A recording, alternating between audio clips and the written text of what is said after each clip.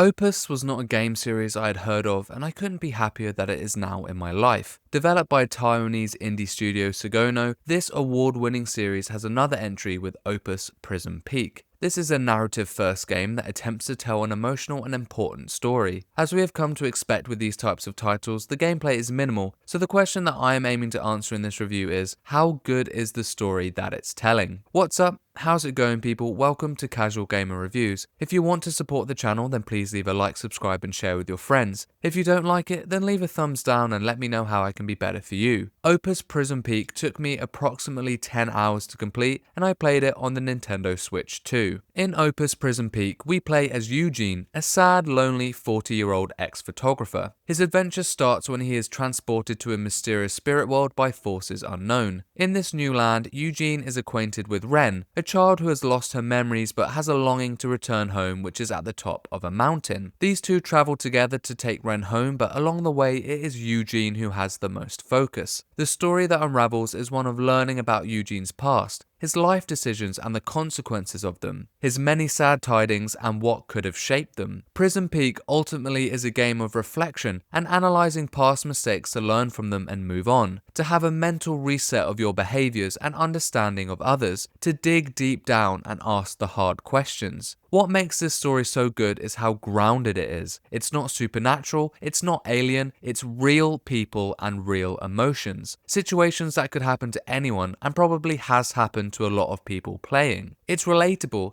and that means it's not just with Eugene you are reflecting through, but also yourself. It's heartfelt and gentle at times, and others sad and desperate, but always emotionally intelligent. There are many twists and turns, and the beautifully written narrative threads them all together immaculately. I left this game feeling elated, but also like I had a better understanding of myself and my emotions. I can easily say that that's a first. To my surprise, this game has 26 different endings, and I can't even begin to imagine how you would achieve them all, but I was more than satisfied with the one I got. The story also has the thread of trying to help Ren find out who she is and what her purpose is in this world. I enjoyed seeing her and Eugene's friendship develop along this game's runtime, but you can also choose how to influence it with some optional words and actions you can direct Eugene to use and do. I felt inclined to be nice, as I always do, but there is the option to not be for those who want to test it out. Along Eugene and Ren's journey to the peak, they befriend several spirit animals. These charismatic creatures are supposed to be reflections of real people from Eugene's past and present life, and it is up to us, the player, to identify who they are. This is how the main gameplay loop in Opus Prism Peak presents itself. Eugene calls upon his photography skills when he falls upon the prismatic camera in this mysterious world. In each level of the game, there will be several interactable objects that you can read about or hear Eugene or Ren speak about. You can take a photo of whatever you want, and sometimes they will tell a further story. In each of these levels, there is a fire shrine which can be used to learn more about the spirit animals you encounter. They will be represented by a wooden totem, and clicking on them will give you a riddle to solve. You must find, capture and deliver a photo of the thing the riddle asks for. Upon doing so, you will receive more information about the animal that you can complete in your journal. Towards the end of the game, you'll be asked which real-life person you think they represent. I worked really hard to try and get as much as I could learn about these guys, as I was so invested in the story,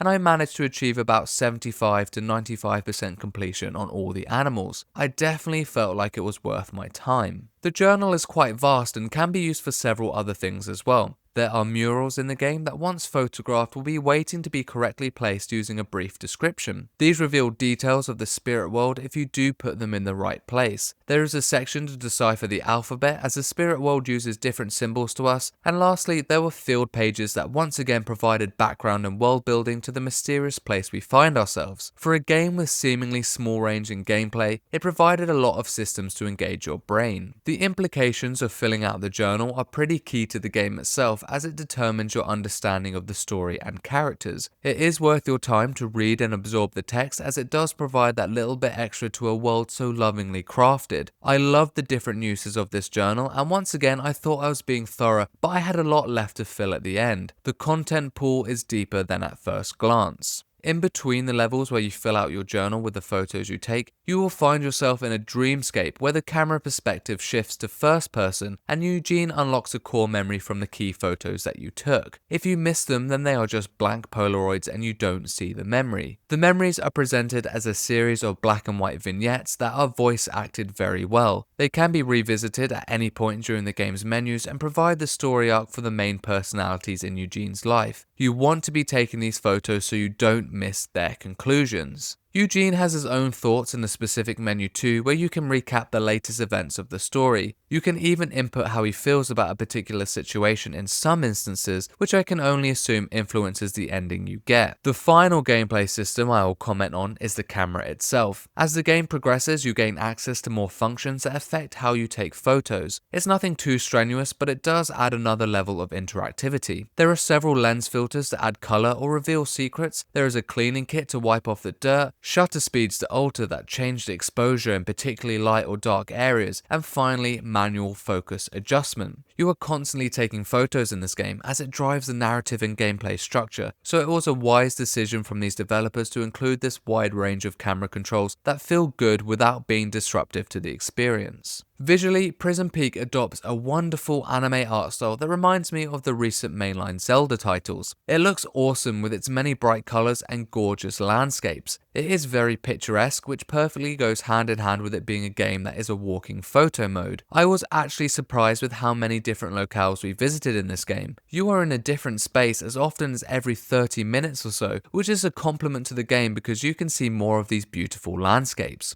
There are also areas of gloom which are dark and dreary and in obvious contrast to the vibrant colours of the other places. These visuals undoubtedly had impressive range. Prism Peak has a fantastical feel which is represented mostly in its characters. While Eugene and Ren look like pretty standard humans, the spirit animals that they surround themselves with are intimately designed and often draped in human clothes to represent their real life counterparts. It has a homely aura to it, and that works well when coupled with the emotional reflecting of the story. All of the animals have a point in their story arcs where completing a certain journal entry will unlock a cute backpack version of them for Ren to wear in-game. This was only a small cosmetic change, but I liked it no matter its simplicity. Mad love to the pangolin buddy, he's a real cutie patootie. The downside for me would be the performance. I'm sure it's better on PC, but on Switch too there was some noticeable chugging in areas. This was in both handheld and docked mode. Most of the later areas that are more contained were fine, but earlier in the game, especially the first more open area, were quite framey. It was by no means unplayable, but I would say it was definitely below 30 FPS at these points, so take that how you will. Outside of this though, there were no crashes or anything performance wise to report. This game's soundtrack is quite spectacular too. There are many composers and collaborators that feature in this game's OST, but the general feel is a blend of orchestral strings and piano and electronic styles. It is utilised well, particularly when they are an accompaniment to more emotional sections. There is a part towards the end where I just had the biggest smile on my face because of what the characters were doing and the track playing was perfect. I'm into heavier music and to my pleasant surprise the guitars were in full force. What I will say though is turn the music sound up or the SFX sound down if possible, as it can be pretty quiet at the standard setting. The full OST is available on all usual streaming services, so check it out if you want to kick back and chill out because it has a really peaceful vibe for the most part. This game is voice acted and to a good degree. I played the game in English and I wasn't familiar with any of the voice actors, but for a game that is so story driven, the performances are make or break and they really work. You are meant to feel towards the characters and relate to or understand their problems and grievances. A world where these performances were subpar would be catastrophic for a game like this, but Opus Prism Peak nails it across the board. I particularly want to shout out the white horse, the bear, and of course, Grandpa. Prism Peak's side content comes with its journal completion and 26 endings that I mentioned earlier. When completing the game, there is a chapter select which can be explored to attempt to find those missing journal entries, whether that be finding out more about the spirit animals, finding the murals and field pages, or trying to complete the alphabet. I would have appreciated the game allowing you to know if you had outstanding journal pages that can be completed before moving on from an area, because at times you don't even know if a cutscene is about to happen to transition you out of of one. When you can no longer access a collectible, it cannot be returned to until you unlock the chapter select at the end of the game. I felt like I was being quite thorough, and I understand that missable things are not a new concept, but for a game where these things contribute to strengthen the narrative, I think there could be a better way. I have no doubt that the journal is tied to at least some of the 26 endings, so it is worth doing. I don't know for sure the requirements, but I will definitely be going back to this title at some point later this year to try and get a few more of these endings. Having so many endings reminds me of something like Nier Automata, and I wonder how significant the variations would be. Sadly, that is not something I can comment on in this review, but I do think it's great to have that carrot on the stick to make players want to continue existing in this sad but beautiful world. Opus Prism Peak is an excellently crafted narrative adventure that is emotionally engaging. It is grounded, relatable, and invokes the player to be introspective in a way I feel like I only benefited from. I felt these characters' pain, I felt their happiness, and I was so invested that I finished this game in a single sitting. Yes, that's right, all 10 hours of it. The gameplay mechanics are simple but effective, and the content pool available is surprisingly large given its small structure. The soundtrack is superb, the voice acting is quality, and visually it's beautiful, although there are some performance hiccups on the Switch too. I also wish there was a little bit more guidance with relation to missable content, but otherwise my criticisms are light. This story is one that resonated with me on so many levels, and I couldn't be happier that I took the time to experience it. Opus Prism Peak gets a casual gamer score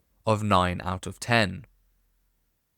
If you enjoy narrative games, then check out the channel for my recent review and spoilercast of Life is Strange Reunion. I have a lot of content planned in the next couple of weeks, so keep an eye out for the May game release calendar and reviews of Replaced and Mouse PI for Hire. If you enjoyed the video, then please leave a like, subscribe and share with your friends, or if you didn't like it, then leave a thumbs down and I will try to be better next time. Let me know in the comments below what you think about Opus Prism Peak, and for everything else, Casual Gamer, keep it here. Peace and love.